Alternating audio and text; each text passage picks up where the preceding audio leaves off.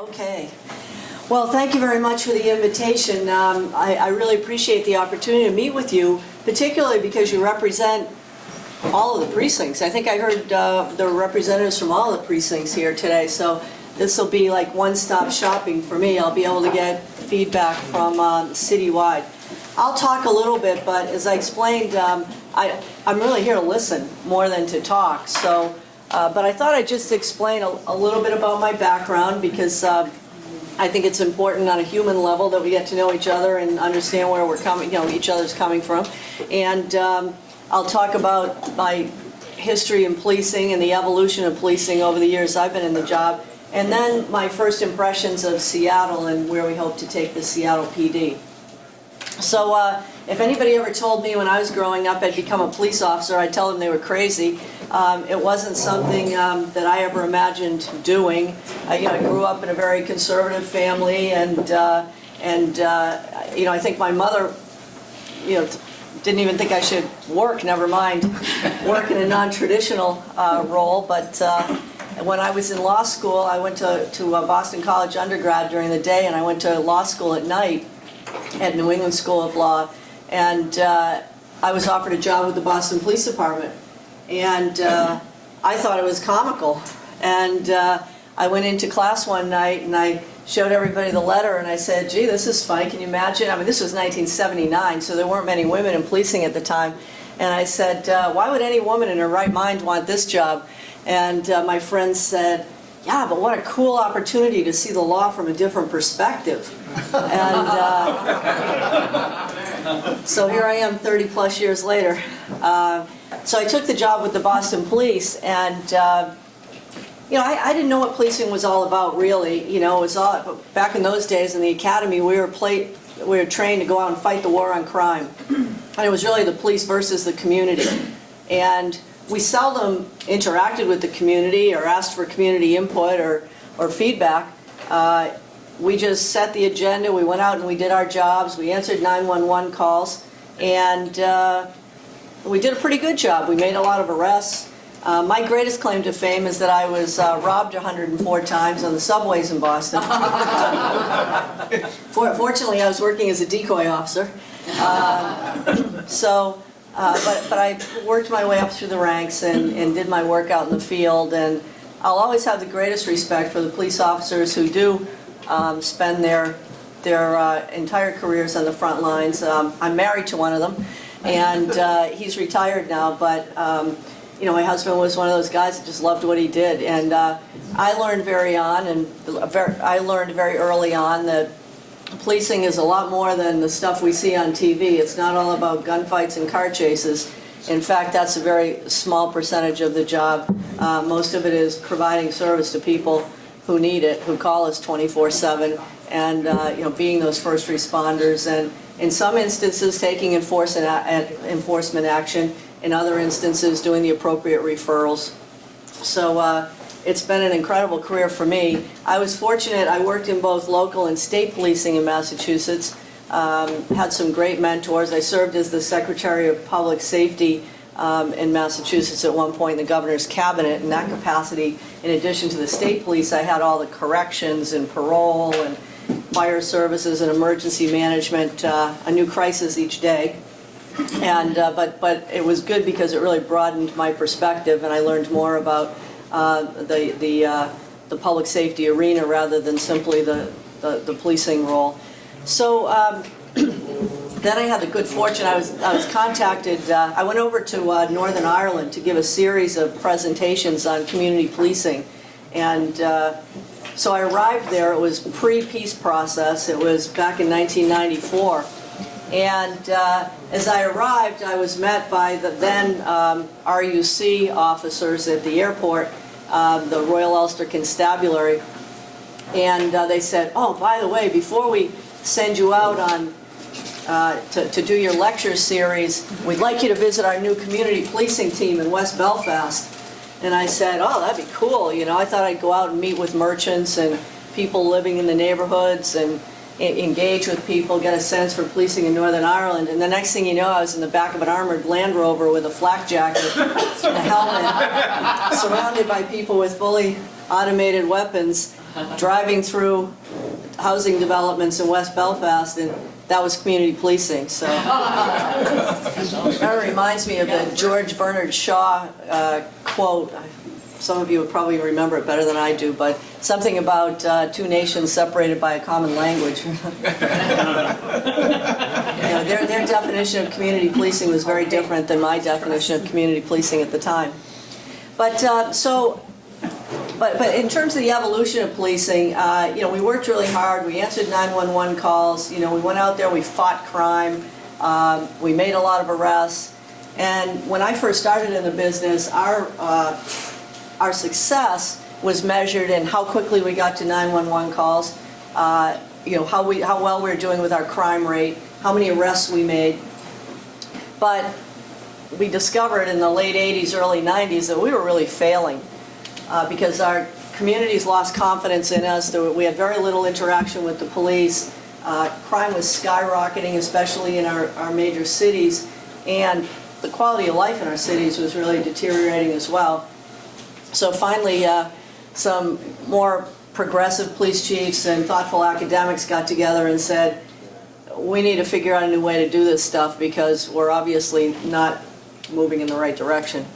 So I was a fairly young supervisor and manager at the time in policing, and so I think I was very fortunate to be a part of that evolution and to help create this new paradigm in policing. And so it's been a really interesting experience, but we came to realize that prevention and intervention are as important, if not more important, than enforcement. If we can prevent the crime from happening in the first place, that's best case scenario. We decided that we needed to be much more targeted about the way we did work. We had to focus on hot spots, in areas where we were experiencing the biggest challenges, and also on the individuals causing those problems. In Boston, we have this neighborhood called Grove Hall. Well, Grove Hall is one of those places that nobody wants to go to.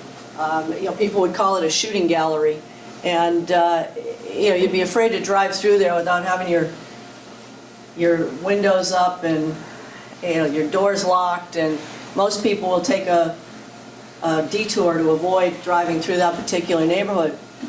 So I said at one point, all right, let's take a look at the Grove Hall neighborhood. Let's really focus on the bad actors there. So we'll go back 5 years and we'll compile a list of all the people who've been arrested and also been interrogated by the police. We need to figure out who these folks are.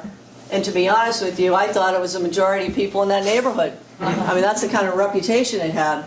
And when we finished compiling our list, it turned out that only 2.5% of the people in Grove Hall had criminal interaction with the police, meaning that 97.5% of those people were good, decent people who were living, in fear every day because of that 2.5% who were hardened criminals. So, needless to say, it taught me a really good lesson that, sometimes we stigmatize neighborhoods by calling them hot spots when in fact, there are some individuals in those neighborhoods that we need to focus on with laser precision, for enforcement, intervention, whatever's needed. But the vast majority of people living even in our most challenging neighborhoods are good, decent people. So our new paradigm of policing is, prevention, intervention, enforcement. Don't get me wrong, it's not soft policing. We need to go out there and make really good arrests. We need to focus on the people that are wreaking havoc out there in all of our neighborhoods, but it's also really important that we don't lose sight of all the good people out there. And those are the people that we need to establish really strong relationships of trust with. So we really need to work on that. First impressions of the Seattle PD. Well, actually, my first impressions precede my arrival here. Back when I was Boston Police Commissioner, I had responsibility for the Democratic National Convention, policing the Democratic National Convention, and it was the first presidential nominating convention post 9/11. So a lot of people, there were dire predictions. People said, oh, you're going to arrest 2,000 to 3,000 people, public order issues, are going to be anarchists, are going to be, you know, I mean, the predictions were we're going to have international terrorism, domestic terrorism. The predictions were pretty dire. So we put together a plan over the course of a year and a half. And one of the issues that we had to address was the public order issue. You know, what do we do about policing demonstrations? Well, I learned a lot about this in Northern Ireland too. And in Northern Ireland, they took a new approach to policing public demonstrations because they discovered over there that the minute you march in your riot gear, you can guarantee you're going to have a riot. So they, in Northern Ireland, decided to embrace a different approach, and I was actually there to watch it unfold during some of the first few demonstrations when they applied this different approach. And for the officers who'd been, you know, on the front lines and subject to, I mean, it was a war over there. It wasn't a friendly demonstration. It was a leap of faith. You know, they had to employ an entirely different method, but they went in on the front lines in their ordinary police uniforms, and the people in the riot gear were strategically placed in invisible locations so that if they were needed, they were called, but only as a last resort. So in Boston, we applied a little different approach, and we started with the police officers in the friendly uniforms. Boston has a good reputation for community policing. Then if things started to heat up and, you know, demonstrators started to block traffic, or, you know, the situation started to get contentious, we sent in police officers and EMTs and fire personnel on bicycles. We called them the mobile field forces. In many instances, they actually provided kind of an escort for the marchers, and people seemed very receptive to that.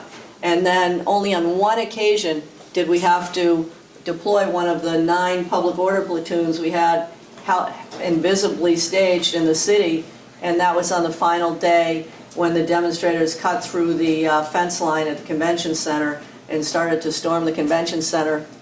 And we made a couple of arrests, and then the highly trained and equipped officers turned around, marched out, and the police officers with the ordinary uniforms came back in and provided service for the rest of that day. So it was actually kind of comical. We had this big, because we had to prepare for these 3,000 arrests. So we had this big prisoner processing area, and we had everybody assigned to it. And, you know, they're all ready to accept all these prisoners and book all these prisoners. Well, it was a little quiet at that facility during the week. In fact, they had T-shirts printed up, and on the front it said 2004 DNC Prisoner Processing Center, and on the back in big letters it said, "We take no prisoners." So fortunately, and I think, but I'm sorry to get off on that tangent, but excuse me, we had learned a lot of lessons from the Seattle PD and the WTO situation out here, and you know, obviously Seattle in the aftermath of that did some serious after-action briefings and changed their practices as well. So I sent a team out here to take a look at what had happened in Seattle and to learn from the experiences of the Seattle PD and the community here, and I think that really helped inform our work. I went off to Ireland for 6 years, and I helped to modernize the Irish National Police, which is still a work in progress.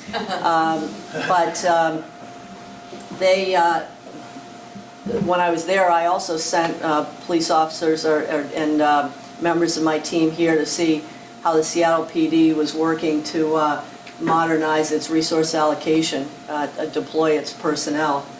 And obviously that's still a work in progress, because I'm not convinced that we have it right yet, but we're going to take another look at that.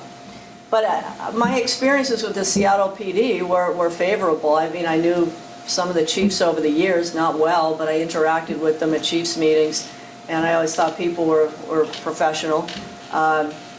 You know, unfortunately, the department's been through a few very difficult years now with the consent decree. I think it's been, you know, the vast majority of people in the organization are decent, hardworking people. It's like any other organization. You know, you're going to have your share of problems, and we need to address those head on. So now we're under a federal consent decree, and the train's left the station, and we just need to get it done. We need to implement it, and we will. And we're not just going to tick boxes. we'll get it done, and we'll accomplish the spirit of that agreement. The city entered into agreement with the federal government, and we need to get it done. So that's certainly a priority. We're working with US DOJ, with the U.S. Attorney's Office, with the Monitor, and I have certainly lots of support from the Mayor's Office, the City Council, to do what we have to do to get that agreement implemented. I think that police officers out there, a lot of them are pretty demoralized. I think one of the problems is they don't know at this point. We need to give them better guidance, what they can do and what they can't do. So the two big issues that people are bringing to my mind, are bringing to my attention as I go to community meetings across the city, are the increase in violent crime, whether it's shootings, street robberies, armed robberies, strong arm robberies, and then downtown disorder issues. Well, when I say downtown disorder, it's, there are pockets of that all over the city. And I'm living downtown myself, and I make it a point to walk around as much as possible, see it firsthand. I took our city attorney and our county prosecutor and Sheriff Urquhart joined us as well, and we went on a little stroll downtown so we could all see it firsthand. And at the end, we said, okay, what are we going to do collectively to address some of these issues? Because the police can't do it alone. No one agency or person can do it alone. It needs to be a collaborative approach. We need to harness our resources. In terms of the violent crime issues, I know that as we look at the statistics across the city, South Precinct, we've had a lot of robberies and shootings in particular areas, and we've tried to be more precise, try to map them out. In fact, Captain Proudfoot down there in the South Precinct took our crime data, and he was able to map out the robberies, where they're happening, not only where they're happening, but he drilled down further, time of day, day of week, that type of thing. And now he's deploying emphasis patrols accordingly. And it's too early to declare victory, believe me, I understand that. But in the month of September, we had 50% fewer robberies. So in those areas that have been experiencing the biggest troubles. All of you have read about the stuff going on in Capitol Hill. Most of it's young people, young thugs surrounding people, strong-arm robberies, taking cell phones, taking wallets. I was concerned in recent weeks there have been more guns shown. Earlier it was just young people surrounding a victim and intimidating a victim into turning over a cell phone or a wallet. Recently we've seen more guns. In fact, a few weeks back we had an incident where there was a carjacking in the Capitol Hill area, and during the course of the carjacking, one of the young thugs pistol whipped the victim, took off with the car. We put out a BOLO, be on the lookout for the car, and we got a call recently from a police department in California saying that they found the car with suspects in it, and they were from Seattle. And they had lots of cell phones and other equipment with them, and so there's no question that they're related to a number of the robberies that occurred on Capitol Hill. The shocking thing, I don't know why, after 30 some odd years in policing, nothing should shock me anymore, right? They're 14 years old. So that's what we're dealing with here. And that's not all we're dealing with. We certainly have criminals who have graduated in terms of age and in criminal capacity, but we really need to focus on these young people, because if we don't keep them busy, if we don't keep them in school, if we don't keep them in programs, whether it's sports or skills building programs, they're going to be out there doing this kind of stuff, and obviously that's going to undermine our community. So I think I'm told that we'll probably be able to attribute a dozen, if not a few dozen, of the incidents that happened in the Capitol Hill area to this group. but, obviously they're not the only ones committing crimes up there.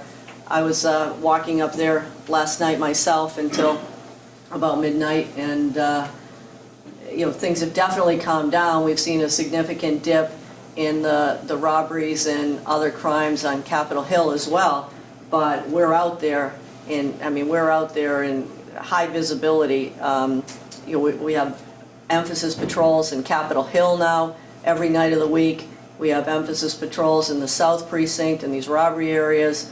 We have emphasis patrols in Aurora, and where people are complaining about robberies and prostitution. We have emphasis patrols in Belltown and Westlake Park and Occidental Park and other places downtown. Where have I missed? I have to say that West Seattle's been relatively quiet. So thank you for all the people keeping a lid on things in West Seattle.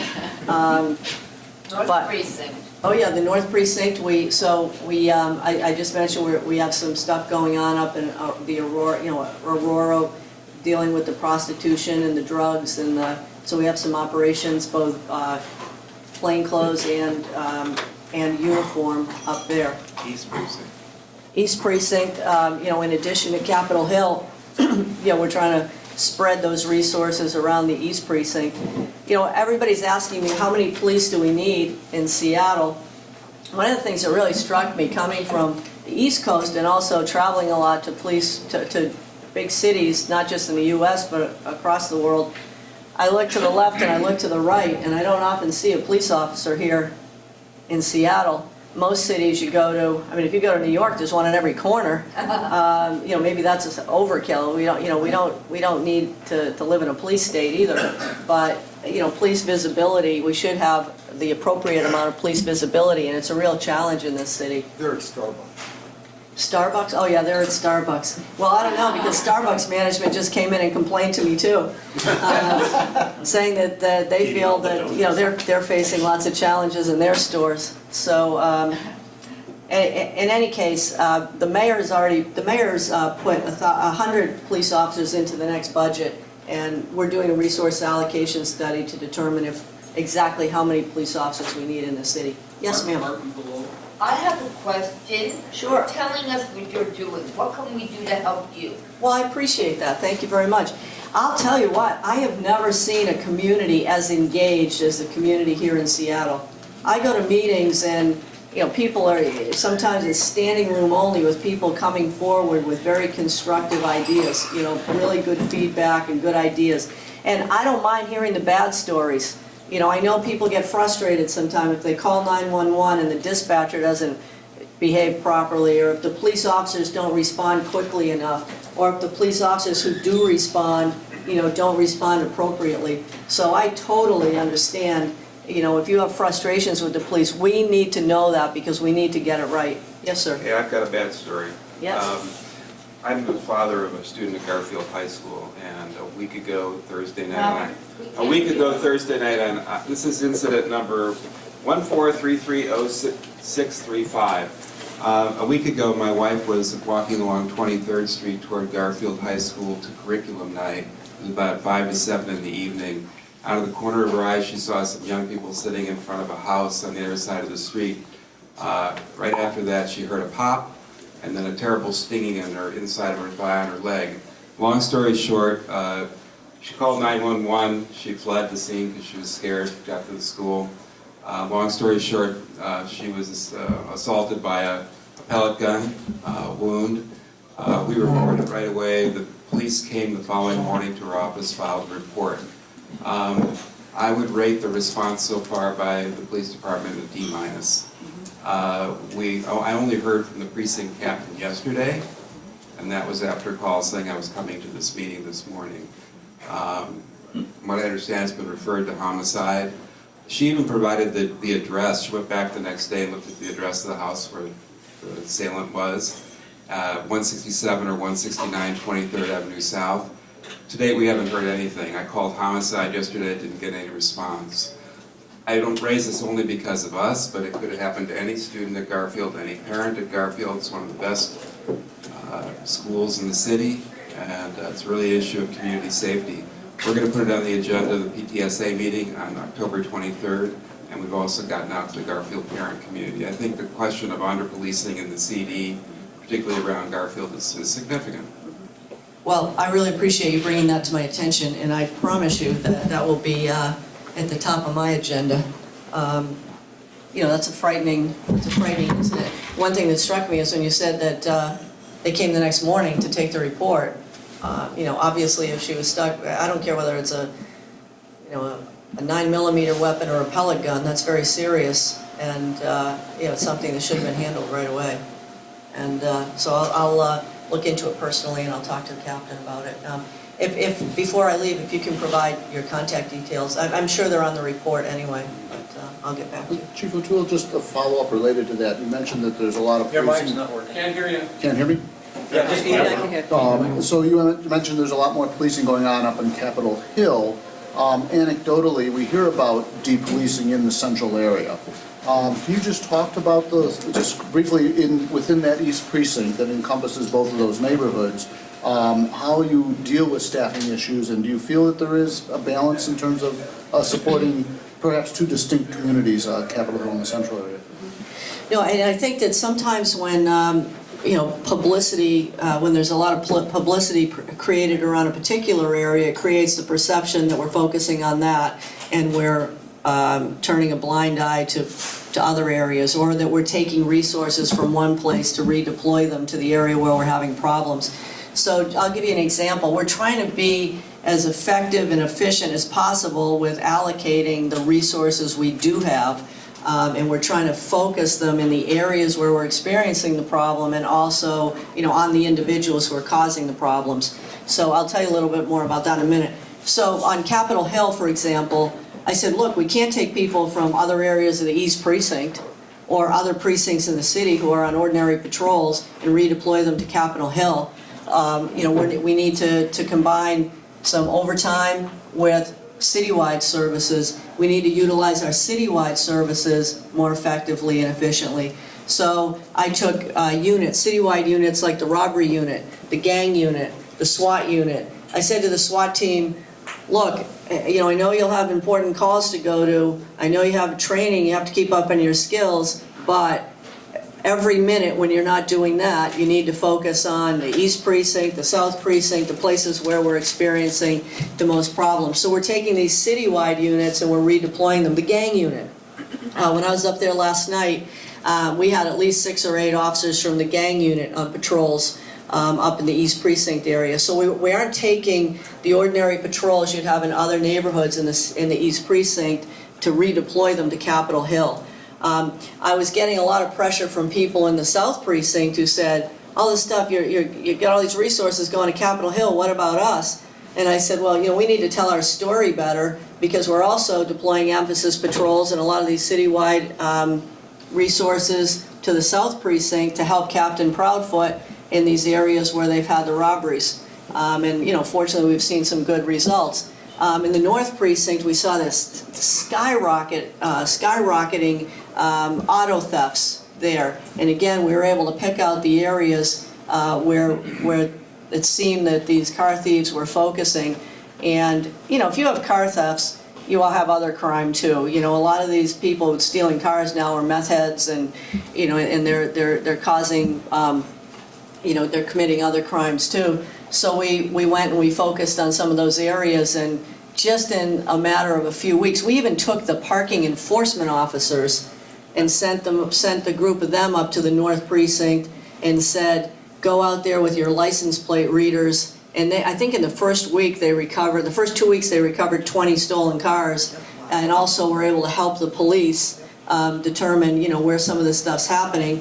We were able to make a great arrest that led to the solving several burglaries and others. So it's just trying to be smarter about the way we deploy our resources. But we're not taking ordinary patrols away from other neighborhoods. I went back to the mayor and the city council and I said, look, we've got some problems in certain areas. We're going to need to supplement some overtime money. I'm not going to spend it. You probably saw the horrible story about the training unit and the irresponsible management of overtime during 2013. I know that we need to run this police department like a business. We need to be responsible about the way we spend our money and deploy our resources. But we do have problems in certain areas where we need to use overtime sensibly and responsibly, and also use these citywide on-duty units to supplement. Just real quickly, when's your staffing report going to be, or your staffing analysis going to be done? So it's two phase. The first phase was already done. I came in and I said, you know what? People say, how many police do we need? And I say, well, before I tell you that, I want to find out what the ones we have now are doing. So, let's take a look at that. So we spent the first few months making a list of every person in the organization and exactly what their assignment is right now. I was hoping that I'd find dozens of people working in obscure units someplace that I could send back to patrol and heighten visibility. But no, I think we found 6 people that we could possibly redeploy to patrol, and that's, out of 1,250 people. So, we're using our people to capacity right now. So the mayor and the city council have given us the funding to do a scientific, comprehensive resource allocation project. So, sometimes they say, well, how many police do we need in a city? If you have a certain population, you need a certain number of police. It used to be X number of police for 10,000 people. Well, that's too simplistic. You have to take into consideration crime rate, cost for service, geography, demographics, all those different lot of different factors. So we're going out right now with an RFP, and I'm hoping that by the end of this year, we'll have the staffing study completed. Yes, sir. Well, I have known for 25 years or so our neighborhood person who goes to the monthly police meetings, and she reports back to our community council about what's been going on in the past month. And the reports that she gets are pretty meager. I have seen what I would call a good police report coming from southeast Seattle that they distribute to the people out there, and if it was written down, it'd probably be about 3 pages, 2 or 3 pages, but it gives the date and the time and the place of what occurred and what's been going on since then. If that came out of the North Precinct, they'd cut it down to check the Twitter feed. It's basically what they say. I mean, they condense it to, they don't tell you anything. It's a great tool. It's a great tool for the community to have a good report from them, and I know there's probably no protocol that demands it or even recommends it, but it would be very helpful if there were. Well, I appreciate that. So, and I think we do a horrible job of telling our own story.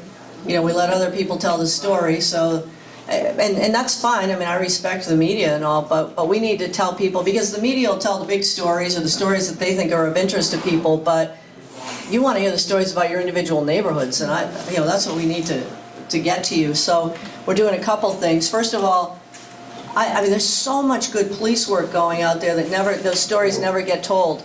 So this week I said to our public information people, I said, compile a list, just over the past 3 months of all the great arrests that have taken place, that where we've taken guns off the street or large amounts of narcotics off the street, or, I mean, the really good arrests, and I think there were about 50, outstanding arrests where police officers, not to be dramatic, but in some instances put themselves in the line of fire to do these arrests. So I said, we need to get that out there so people can take a look at it, because A, it shows what's happening in some of their neighborhoods, but B, it also shows what the police officers are doing to deal with that.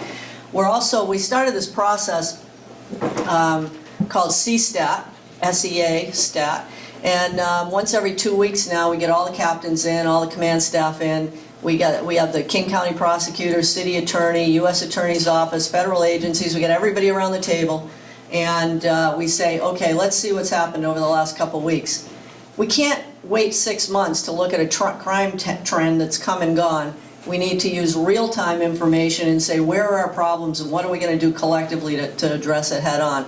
And so in this process, we have all these maps of what's happened all over the city. I want to get those maps online so people can go in anytime and see this real-time information and know what's happening in their own neighborhoods.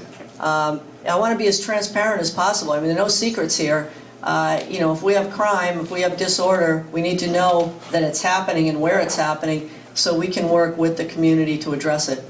I don't think I gave this woman a good answer yet on what you can do. I mean, I think this type of meeting is really valuable to me, especially as the new kid in the block, because I get to come here and listen to the concerns you have. Because it's not all about, I mean, we're always going to be worried about the Part 1 crime, the homicides and the robberies and the assaults and all of that. But there are quality of life issues in your neighborhoods that don't make the crime stats that we also need to pay attention to. So when I get out to this type of meeting, I hear about things that don't necessarily appear on the police blotter or don't necessarily make the crime stats, but are making your lives miserable every day. And I've heard about a few of those stories today. So, it gives me an opportunity to go back and try to address those issues. Well, welcome to our neighborhood, and I wanted to say that while you're on watch here, it would be nice if we did increase the number of police officers in this. I believe the statistics are that we are very low in per capita coverage of police officers, and while you're in a leadership position and you're screening the kind of people who are going to become police officers, it'd be nice if we did our hiring now. That said, I'd like to ask you a couple of questions about ways in which we can improve our neighborhoods and our ability to police. And I would like you to look at a few things. First of all, the police department has never engaged itself in what is happening in the land use arena in this state, in the city.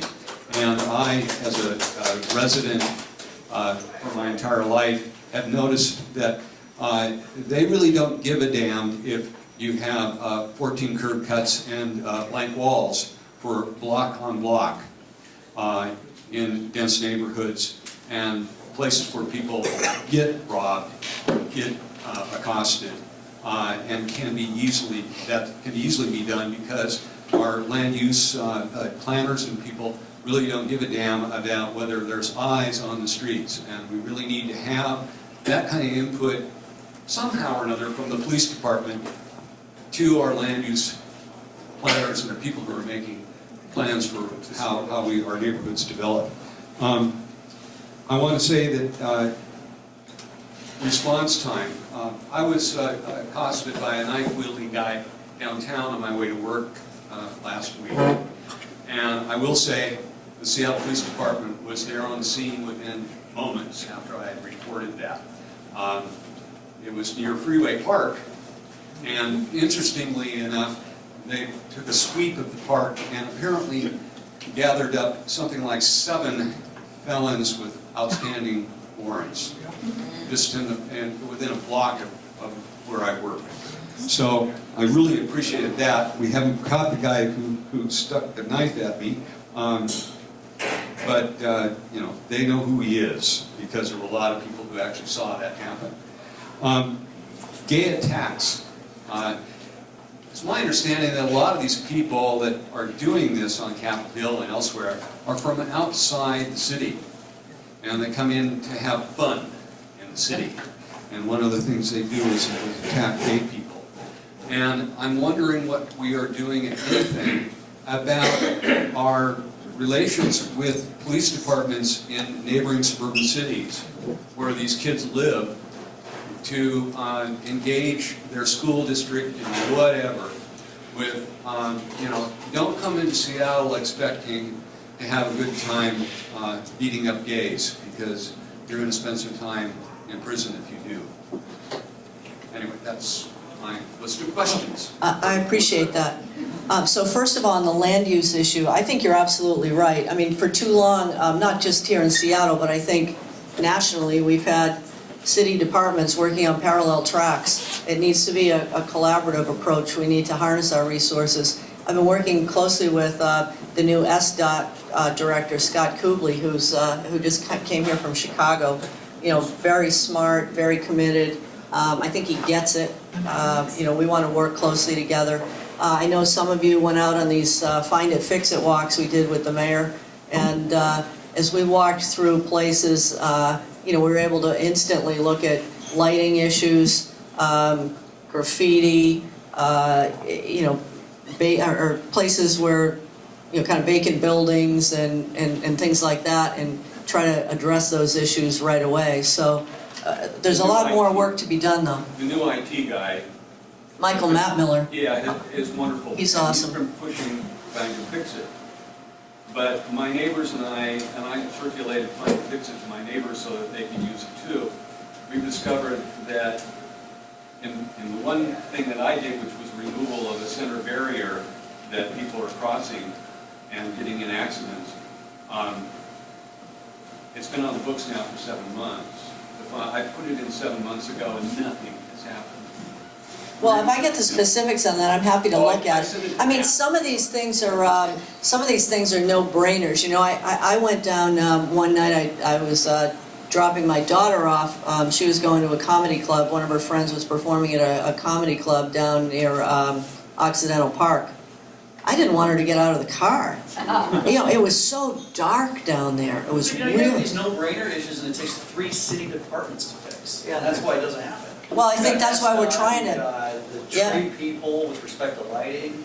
Well, that's why I'm telling you, I think the police need to participate in more of these, because, you know, right away, you know, I went back and started making some phone, now I'm the police chief, it's easier for me, right? But you know, I went back and started making phone calls, and then the next week I was walking down in the International District, and I looked and I said, why are all the lights across the street here out? And the people who lived and worked in the neighborhood said, we don't know, you know? And I said, well, obviously we need to, you know, we need to call up and we need to get that addressed right away. You know, I think City Light, as a result of these the 8 Find It, Fix It walks we did, I think, you know, they exhausted their entire lighting budget for the year. But I think, you know, obviously they know that they have to do whatever is needed. But I think lighting is a huge issue in this city. I went back by, what is it, Courthouse Park, the park right next to the courthouse there last week, and that looked like, you know, that looked like Occidental Park did a few months ago. So it's a work in progress. But I think the point I'm trying to make, and I agree, is that we have to collectively, we have to harness our resources as a city. We can't work independently. The police have to be a part of identifying those issues that are problematic and trying to help people in the city get other city services to address them as well. Chief O'Toole? Yes. We'll start here, and we're going to sweep with the microphone around. So Okay, good. Keep your eyes trained over here. Thank you very much for coming. Can everybody hear me? Just hold it close. Close to your mouth. Can you hear me now? Yes. Thank you. I live in the Central District, or sort of the Madrona, Central, Madison Valley Triangle near Capitol Hill, 23rd and Madison. And I've lived there for about more than 20 years, and I love that neighborhood. But I have often felt in between, in a spot of in-betweenness. If I see police visibility with, for example, young African-American youth, being a refugee from New York, which has totally inappropriate policing. My first thought is what should I do? Should I go over, should I make myself known because I'm a professional? What should I do? Because this doesn't look like appropriate policing. So I very much believe in appropriate policing. And the first rule of that, for me, is that everybody has the right to the same kind of appropriate policing. And I think if we read the newspapers, for example, the police department seems to be divided over this. There's a case, I'm following this case with great anxiety because I don't know how it's going to turn out, but I know that across the country there are issues with working class, poor, minority neighborhoods and the way the police operates. And I was wondering 2 questions. One, is there some kind of place where you could write to say, I recommend such and such and such and such because this is what I saw, or this made me uncomfortable. I want to exercise appropriate citizenship here, but I would be anxious about calling the police because I wouldn't want someone in the neighborhood who might cause danger to any of my neighbors. And that's a terrible in-between spot to be, and I'm not the only one in this city in that spot. You're saying you're afraid of retaliation if you report, or are you? Yeah, yes, and also physical violence. I mean, the police, some police have done inappropriate things in this city, and that's why we got that federal consent decree. So what I want to know is, well, how can the average ordinary citizen participate in this improvement process that works toward the development of appropriate egalitarian policing in Seattle? Oh, thank you very much for that. You said you're following a particular case. Which particular case are you following? Are you following the case of the officers who are challenging the use of force policy? Yes, that's the one. You know, to be honest with you, I'm not letting that distract me at all, okay? You know, a lot of people, in fact, somebody said to me the other day, one of the media people said to me the other day, oh, today's the big hearing about that, you know, in the court about that use of force. I said, is it? Because I'm not gonna let that distract me. Even their union representatives have not bought into that suit. So, you know, I mean, everybody, you know, I'm not criticizing. People have a right in this country to file their litigation, and, you know, that's their prerogative. But, you know, the vast majority of people in this organization just want to get beyond these difficult times and see some light at the end of the tunnel, and are receptive to change. I thought there'd be huge resistance to an outsider. When I came through the door, I thought that would be my biggest challenge, and I haven't encountered that at all. You know, people are just saying, look, we need some leadership, we need some direction, we're willing to fall in, just tell us, you know, what we can do, what we can't do, we need some guidance. So I think the vast majority of people really do want to do the right thing. And, you know, I don't want to give too much credence to those who are, you know, let them file their suit and let it take its course in the courts, that's fine. But the irony is that we have a new use of force policy in the department that was implemented last January. In July, we started a review period of that use of force policy so that we could get feedback from people in the community, from officers on the beat. You know, if there are problems with the policy, you know, if it's keeping police officers off the streets for too long because they're, you know, spending so much time on reports, or if, you know, or if people in the community are concerned about the way officers are handling force now because of this new use of force policy, or if officers are hesitant to use force and it's putting them or community members in danger, we need to address those things. And we are addressing it. We have a review period. We have meetings going on all over the city in police precincts, the union's contributing to it, our command staff's contributing to it. So I'm still trying to figure out, what those officers are concerned about, because we are giving all members of the department an opportunity to provide feedback. But when you talked about first of all, we need to recruit and hire the right people. That's very important. We're trying to recruit from the city, preferably. Well, in Boston, we have a residency requirement. I think it's great when people make a commitment to the city where they're working. Some young people have told me in Seattle that they're reaching a point where they can't afford to live in the city, which is a challenge, and I think that's a legitimate concern for a young family. But I wish we could come up with ways to encourage more people, convince more people to live in the city, because I've always lived in the place where I've worked, and I think it's important. But we do, in order to be credible and effective, we need a police service that reflects the community we serve. And so, I'm hoping that we can, recruit, have really good recruiting efforts across the city, and and attract the type of people that we want to do the right type of police work. Okay, one over here, Joe. I have Alex and JoJo are with me today. They both work in community outreach. It's their job to, make sure we follow up on all the issues, that we don't just come here to listen and then walk out and forget what we were told. It's their job to follow up, so we definitely want to make sure that those people who have brought specific issues to my attention, that we do the appropriate follow-up, but thanks for that. I was before the budget hearing yesterday. I had a budget hearing before City Council yesterday. And so the mayor's already committed to 100 more police officers, but he's also committed to a resource allocation study that determines exactly how many police officers we need in this city. And then once I have that, I'll go back to the mayor and the city council and say, okay, here we are, what do you think? And we'll make the case at that point. I have to be responsible. I can't just say like, oh, we need more cops. I have to show them the evidence, the clear evidence that we need more police. Boston, similarly sized city, the population's almost identical to Seattle. Seattle's bigger footprint geographically. In Boston, there are between 800 and 1,000 more police. So, obviously, we have some questions here about resources. I think that, sometimes we need police in cars to answer 911 calls, of course, but to the greatest extent possible, even when they're not deployed on a 911 call, they should be out of the car. I was out last night and we had lots of police officers throughout the city walking the beat. I've also told them to wear their reflectorized vests so people can actually see them out there. We're even changing the bicycle officers' uniforms because they're all black.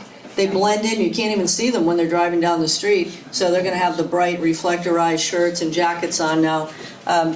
So I totally agree with everything you've just said, but yet you make a really good point too. It can't just be out of the car or on a bike, walking or on a bike or something like that. They also need to engage. Right. So, and I think the engagement issue is my biggest challenge right now.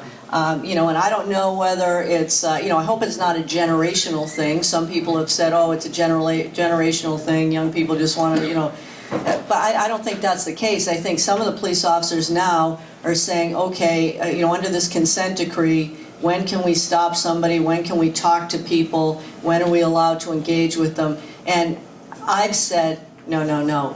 Go out there. If you're out there in good faith, if you're doing your job, if you're applying common sense, if you're working within constitutional boundaries, go out there and talk to people and engage with people. Because at Westlake Park, the day I went out with the city attorney and the county prosecutor, we had officers. There was plenty of visibility, but they were standing there. They weren't looking left. They weren't looking right. They were standing there. They were visible, and maybe that's some deterrent. But unless you actually get them to talk with people and engage with people and go over to people and say, "Hey, put it out. You can't smoke dope in public," or it's just try to work with people.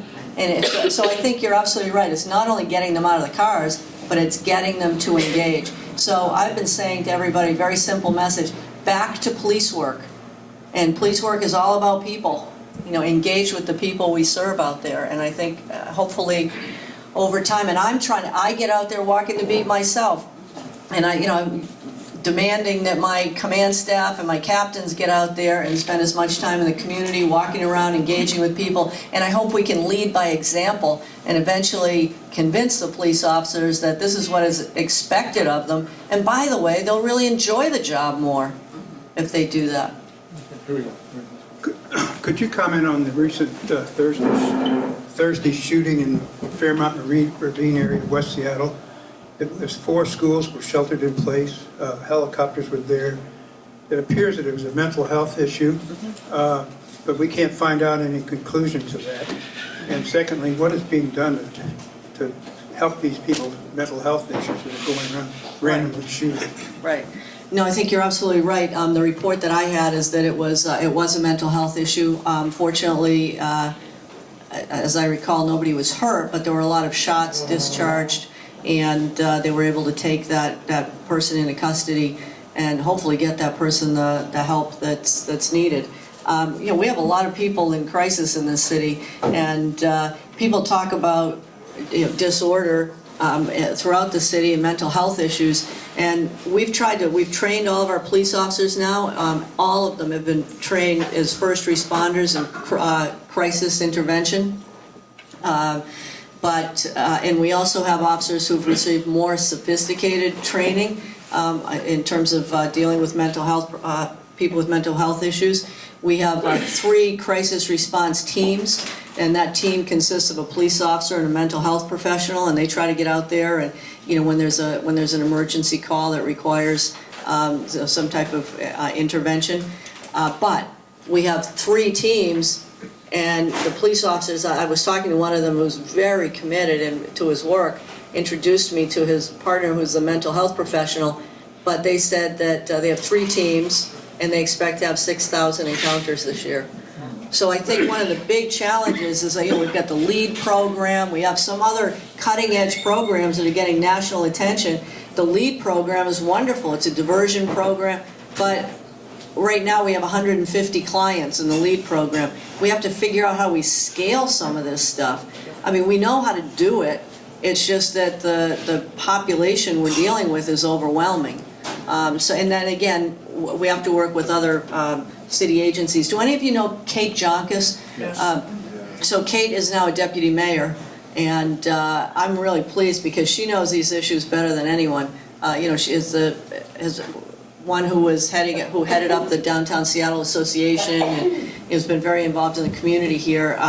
She's been a great resource to me, getting me up to speed, but also we're working together to try to figure out how we harness our resources, because the police alone can't. We only hit the tip of the iceberg, but you're right, it was, there were mental health issues involved in that incident the other day, and just thankfully, several shots were discharged, but thankfully nobody was hurt. You make a very good point. We have to have the right interaction between our young people and the police, and we don't want the police to meet young people for the first time in an arrest situation. We actually just started you talked about the Citizens Police Academy. We just started one for elementary school kids to get them engaging with the police and understanding what the police are all about. We have 4 school resource officers where we send that they're assigned full-time to the middle schools. But we also just this year started additional police officers in the elementary schools in the South Precinct. Trying to build those relationships, and so they're not meeting for the first time when they're 16 or 18 years old in an adversarial situation, and they know how to interact with the police in a constructive way. When I first started my decoy assignment on the subways in Boston, I was all excited, first time out of uniform in a plainclothes assignment, and I said, wow, this is going to be great.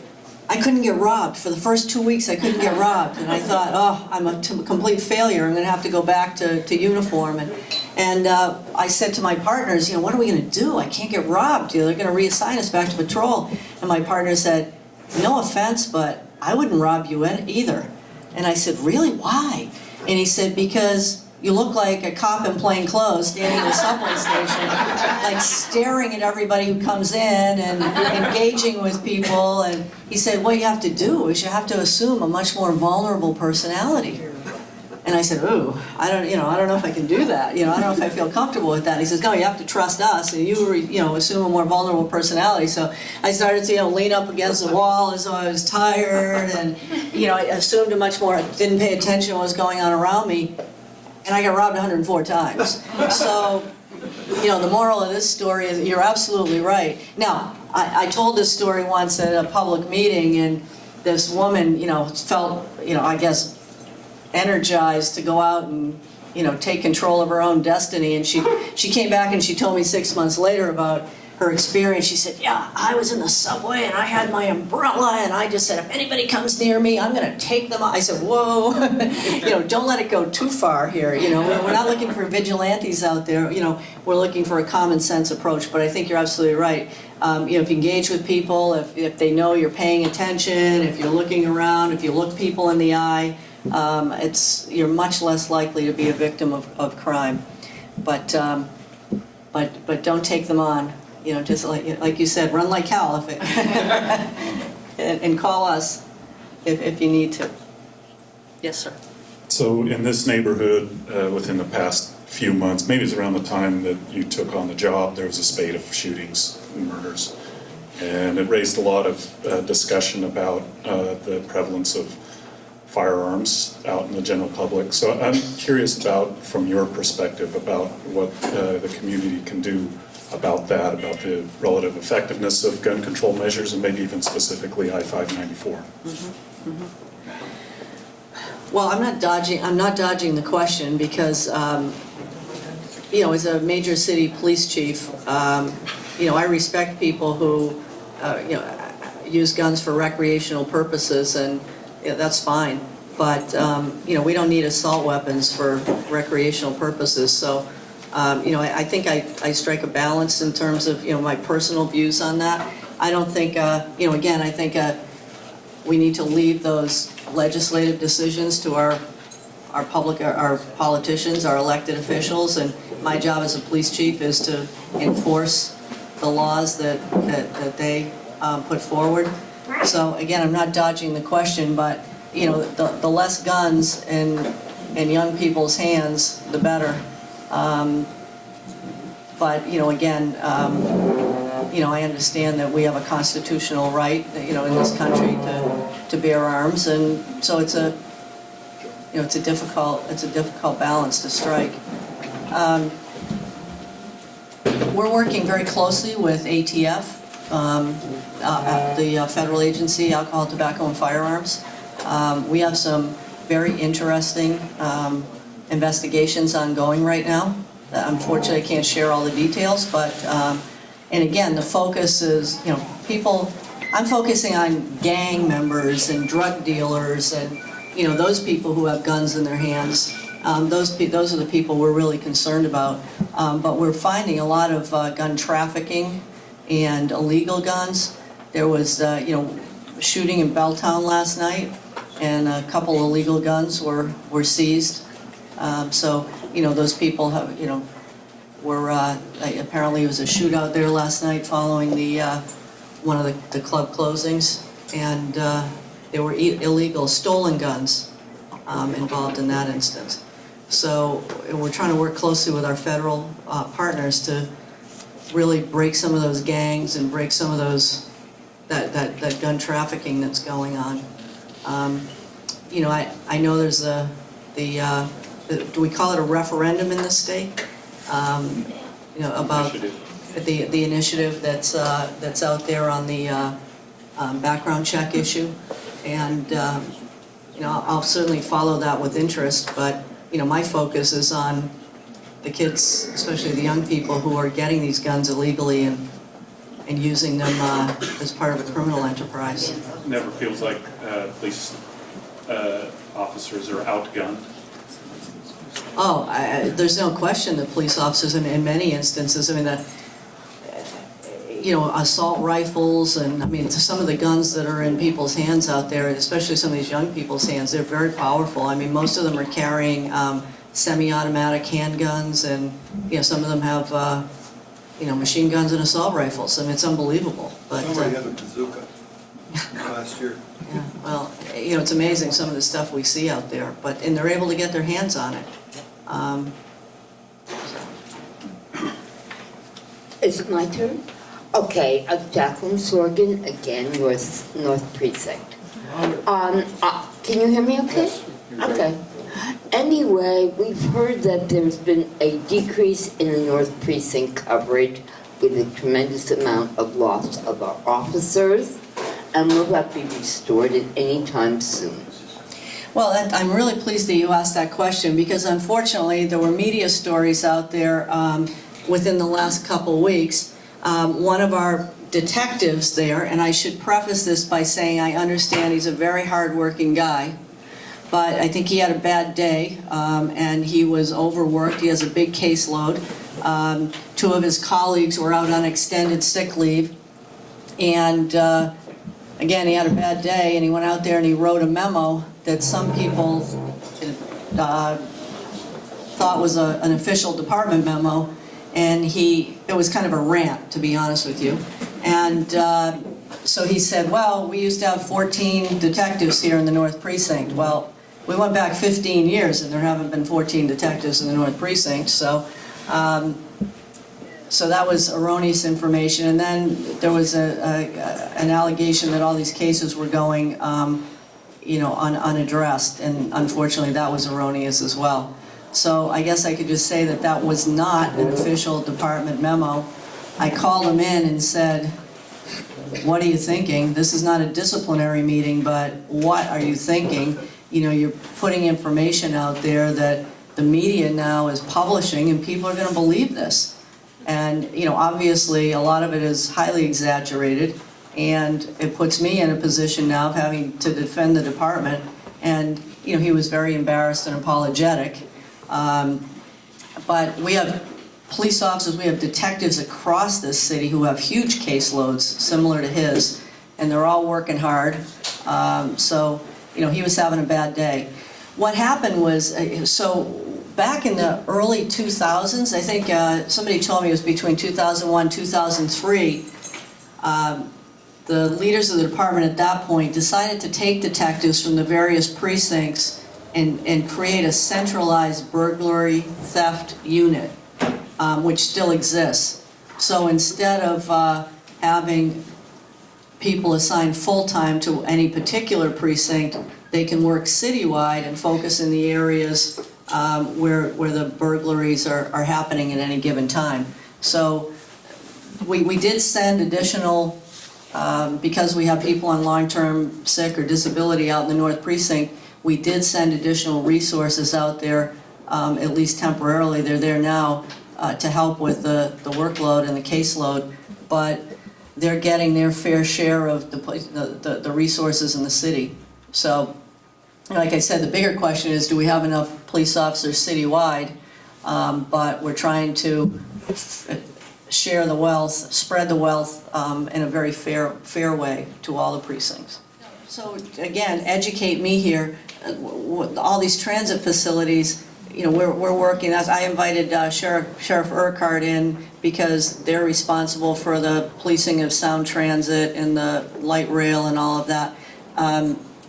So when they build these transit facilities, are those county facilities, or is the county responsible for that, or the city responsible for that? Sound Transit and is the one that builds. Yeah, Metro, yeah. But the planning parking is the garage city. would probably be a good place for people who want to attack people on the Sound Transit system to hide while they're in between trains.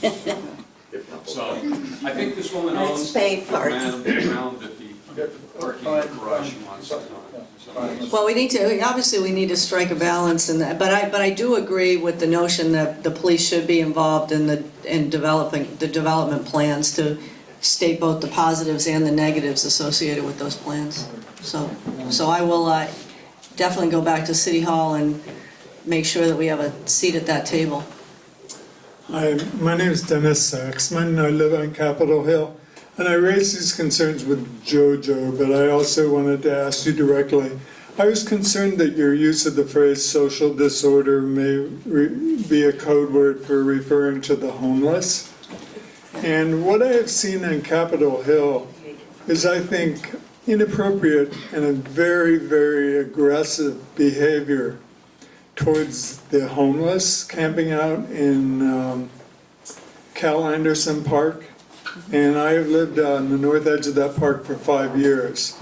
Now, I know that Michael Welch from the Chamber of Commerce, Mike Malone, a multimillionaire, other developers up there feel that the homeless contribute to the crime problem, but I don't think the crime problem is being caused by the homeless. So why are such aggressive police resources being addressed to keep the homeless moving when we have strong arm robberies and gay bashings?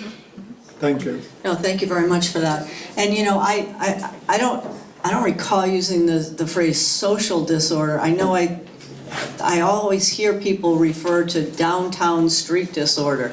And I think I think you're absolutely right. It's an inappropriate term because it doesn't define anything. The activity downtown falls into so many different categories, whether it's downtown, Capitol Hill, elsewhere. We're facing challenges. First and foremost, we have street crime, and that's what I'm concerned about. I'm concerned about drug dealing. I'm concerned about armed robberies. I'm concerned about strong armed robberies. So those are the things the police should focus on. I'm also concerned about people in crisis, because I'm concerned for them. You know, they should get the services they need. And the police, you know, we're trying to train our police to be more effective first responders, but, you know, we won't provide the long-term mental health services that they need. It's a social problem. Right, absolutely. And the homeless, I mean, I don't want police officers harassing homeless people who are just down and out, and, you know, I mean, that they need services as well. You said So, I mean, if people are aggressively, I mean, very aggressively panhandling, or, you know, basically performing strong-armed robberies, that's a concern to me as the police chief. But people who are homeless, we want to try to help them get the shelter, you know, get the services that they need. So if there are any examples, specific examples, I know we get, you know, some people say, well, we don't want an encampment on our front lawn, or we don't want an encampment on the sidewalk in front of our house, we can't even walk out the door. You know, then we have to balance, and you know, and we have to determine legally who has what rights. If those homeless people are there, and they have every right to be there, there's nothing the police are going to do about it. But if the people owning that house, you know, if it is on their property, then certainly they have a right. And, you know, so sometimes, you know, we have to solve those very delicate disputes. But, you know, when we talk about whatever people describe in the city as disorder, I think we need to come up with a better title for it, or at least get rid of that title and say, okay, we're going to deal with crime on one track, we're going to deal with people in crisis and try to get them the services they need on another track, and we're going to deal with the homeless and try to help them on a third track. The mayor just included significant funding for additional services for the homeless in his budget proposal. So, but I'm with you on that one. Well, thank you very much, and I'll try and get the names of certain specific officers I feel are unusually hostile and aggressive. No, I appreciate that, thank you. Thanks. Just make a note that we have about 10 minutes, so I'll be brief and ask my compatriots to ask yes or no questions. And anecdotally, I live in Lake City, and the response that I've noticed in the last 2 weeks is remarkably different than what it was prior to that. So whatever you're doing out there is showing up with more people when things happen. Thank you. I won't ask you to answer all of the issues I want to ask you about. Pick one, if you would, that's your favorite. 911 caller quality, you mentioned that earlier. Officer burnout, are there sabbatical possibilities for people that really need a break? It's a taxing, draining job. Militarization of our police department, jails and prison, and what does it lead to? Are you involved with any prison reform efforts? Drones and cowboy renegade officers, take your pick. Thank you. May I have your list? I can do this really quickly. Well, one of the above would be fine. All right, great.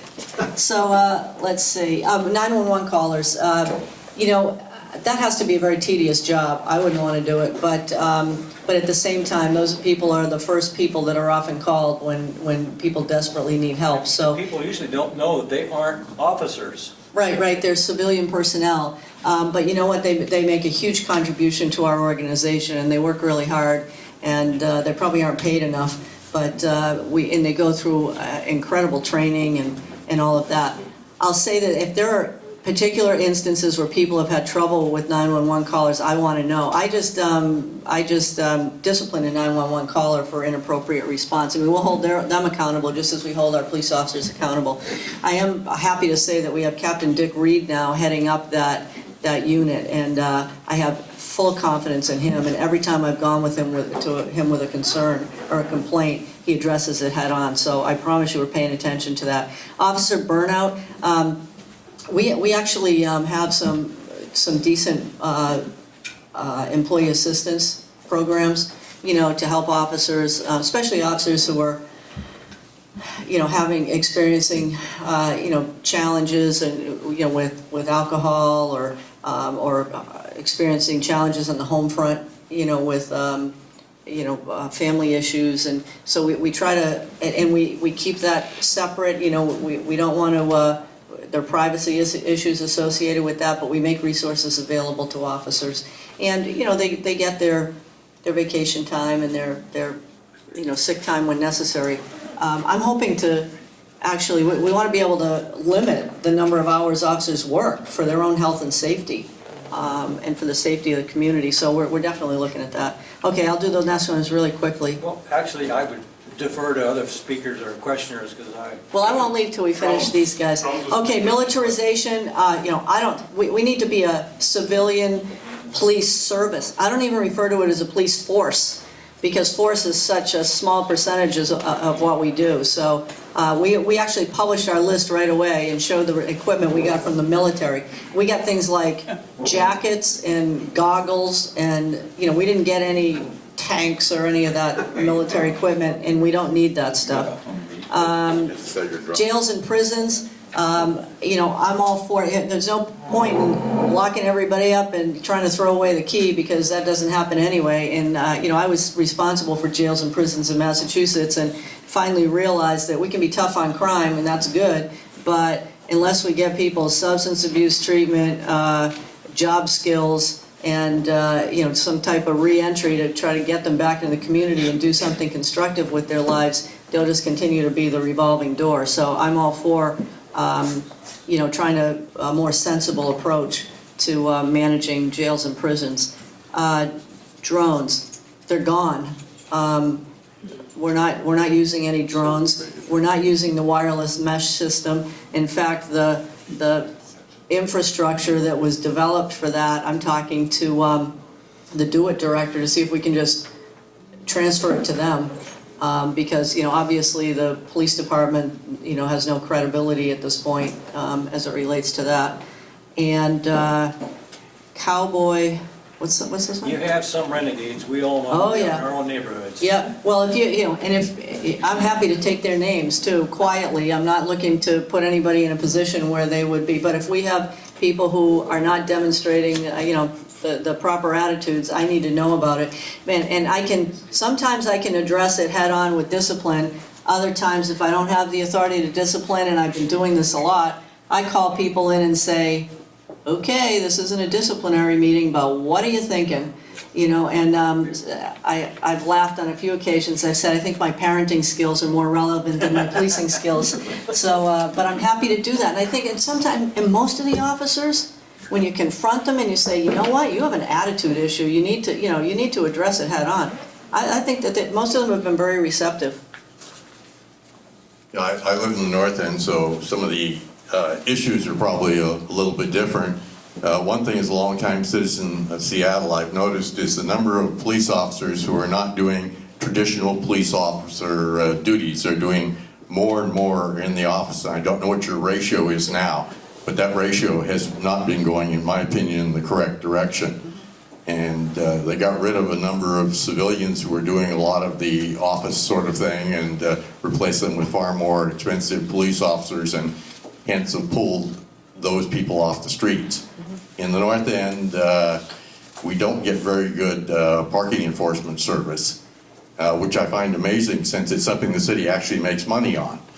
And you have two burdens. The first one is to get through if you call the non-emergency line, which can take a long time to get through.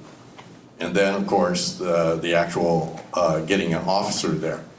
And I've noticed there is a difference in their attitudes. I'd say probably 10 or 15% are, just like in and out like a ghost, do their job and you hardly know they're there.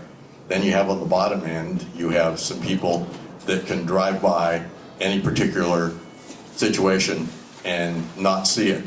I had one person in the driveway in question with a car parked in it tell me there was no problem. We finally got down to the point she had been looking at the driveway up above. She failed to notice the driveway that she was parked in. And Was that a police officer or parking? that was parking enforcement. Okay. And that goes to the question of when parking enforcement isn't available. Many of your officers are too far above writing a parking ticket. Well, they shouldn't be, so we need to address that, obviously. We're also in the process of getting a new civilian manager to oversee the parking enforcement people. I mean, they'll still be under the command of assistant chief in the Seattle PD, but we need to bring better management to that operation. I totally agree with you on civilianization. We shouldn't have police officers doing work that doesn't require police officers' skill and training. And in fact, that applies to all levels of the organization. I just civilianized the deputy chief position and brought in a chief operating officer who knows how to manage budgets and HR and IT and all the things that we don't need police officers managing. You know, for too long, we had people come up through the ranks as great cops and great detectives, and suddenly they're HR directors or IT directors. You know, that's completely. So at all levels of the organization, I think we need to civilianize to the greatest extent possible. So I'm sorry to hear that you've seen the trend go in the opposite direction, because it should be going in the direction of civilianization for all those administrative duties and other responsibilities that don't require police. So in our resource allocation plan, that's a factor. If you look at numbers, you should also be looking at how long people wait on the line to call on the non-emergency line, and then see if you're not getting, if you don't have enough units out, because parking enforcement is one thing the city should be making money on. So why should you have fewer than you can utilize? Yeah. The non-emergency line's worse than Comcast. You know, I've heard that a couple of times. Well, oh my God, and I've dealt with Comcast, so I know what you're saying. So if that's again, I'm going to have to start calling the non-emergency line myself, I guess. Related to that, we've always been told, always use 911 and just tell the operator this is a non-emergency call and report it that way, rather than use the non-emergency number, which rings and rings and rings, and you never get a response to. Is that an appropriate action? Well, I think the official department, that's probably the practical option, you know, but that the official department message is always use the non-emergency line. But if the non-emergency line isn't user-friendly, then we need to come up with a solution for that. So I'll bring that one back, and it'll be on the command staff agenda on Monday morning. So Thank you. Goes to the same place. Yeah. I mean, it's just. Well, they're different call takers, though, and you know, the North Precinct is a real challenge because of the vast geography there, and we've even talked about possibly at some point creating 2 separate precincts there, and we're redrawing the boundaries of some of our beats right now, so that the officers can be deployed more effectively. But we are a safer neighborhood, and we know that. Yeah, but still, you know, you deserve your share of police services too. So I'll find out exactly what we have for deployment up there right now. I can't tell you off the top of my head, but you know, I'll certainly look into it. So thanks for bringing that to my attention. Thank you. Again, thank you very much for coming out into the community. We're delighted that you're here. I want to follow up with 3 suggestions. One is to follow up on what she had said about how do citizens get their suggestions or complaints into the police department. And I just have one suggestion, which is an online forum of sorts that could be put up, and people could go up there online and do that. But when you do that, it has to be designed so that people who are not as tech savvy as the downtown crowd can also access it, and there are ways to design that. I'm glad to help with that. But anyway, that's one suggestion. Secondly, has the police department looked into a dispute resolution, and you don't have to do it yourself in the department, but perhaps collaborate with an already existing Seattle Dispute Resolution Center for calls that come in that really don't need police capacity. For example, in the north end of Seattle, around the universities, there are lots of landlord-tenant issues.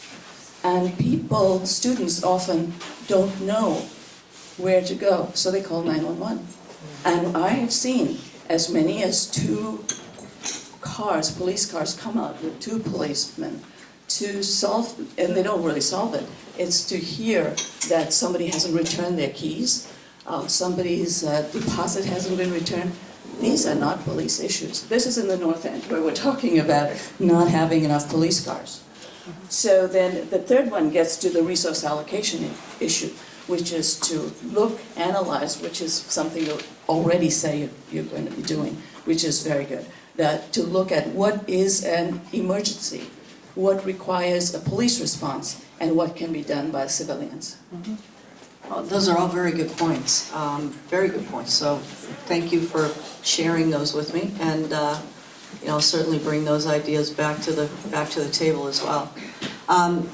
I really appreciate the warm welcome that everybody has shown. I think one of the things that really concerns me is that I go out there in the community and there are these huge expectations, like things are going to change overnight. And I'm really trying to work with, assemble a good team and trying to make some progress early on, you know, try to address the low-hanging fruit, as they say, to get some things done right away. But other things will take time, and you know, I would just ask for your patience. I promise you I'll work really hard, and my team will work really hard. We really do appreciate your feedback and value your feedback. I mean, I learned a lot of, I've got a lot of very good information today, and I promise you I'll follow up on it. But be patient, but keep the feedback coming. You know, as difficult as it is, sometimes it's difficult to hear the bad news, but we need to hear it and we need to address it. So thank you.